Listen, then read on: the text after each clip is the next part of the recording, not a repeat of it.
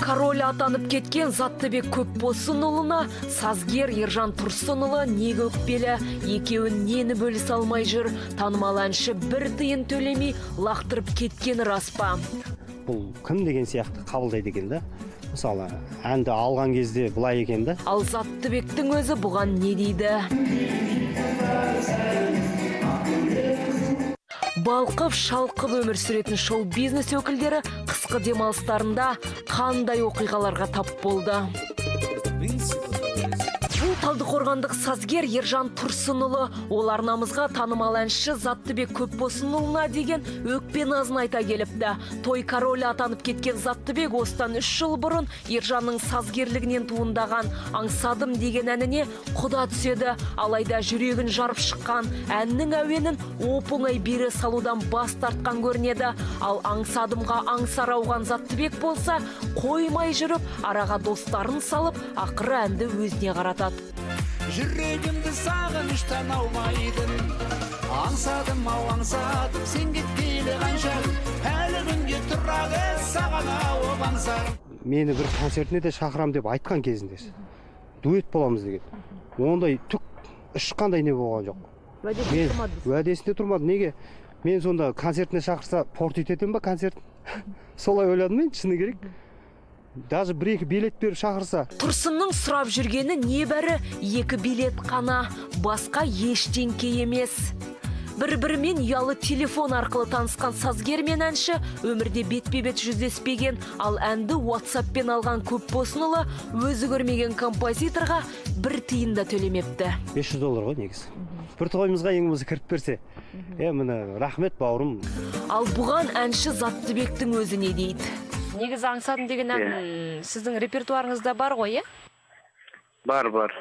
Оны 4 жылдан кейін әрі ол. Заттыбекке шыны керек, ренжіп қалдым мен.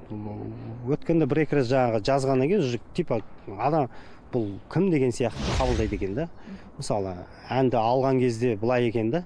Әлгі біреу айтады ғой, судан өткенше, қызыңды алайын судан өткеннен кейін деген сияқты. Тойда халықты орнынан тұрғызып, билете жөнелетін әндер арқылы елдің сүйікті әншісіне айналған Көпбосынұлы репертуарындағы әндерінің басым бөлігін тегін, яғни сыйға алады екен. Сондықтан сазгердің 2 билетте $500 да дәметуі бекер сияқты.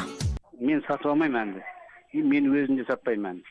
«Аңсадым» деген әннің сөзін Шынберген Сүлейменов, әуенін Ержан жазған. Айтуынша танымал әнші сазгердің қоңырауына жауап бермей қашатын көрінеді. Нағашқа да келіп концерт қойды.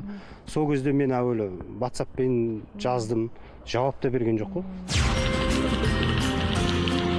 Биыл шоу-бизнес өкілдерінің қалауы Мальдив аралы, Тай, Египет сынды елдерге түсіпті.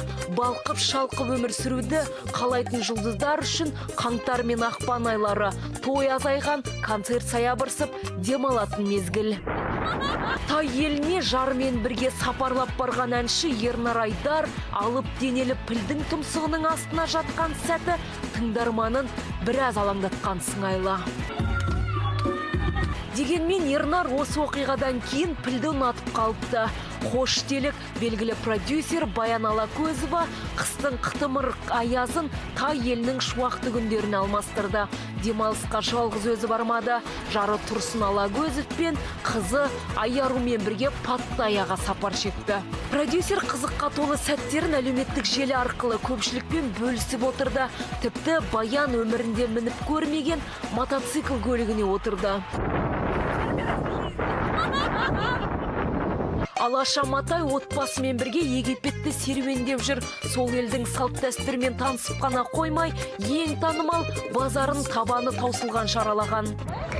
Намабэй деген олардың базарлары бар екен. Әнші бүркіт демалыс кезінде өзін мазалайтын барлық ойынан арылғысы келеді екен. Сол үшін кейде жападан жалғыз теңіз жағасында отыру да қажет екен дейді. Кім білсін, бәлкім сынға ұшыраған соңғы киносының әсері шығар. Әнші 2 баласы және жары Аишамен бірге Таиландтың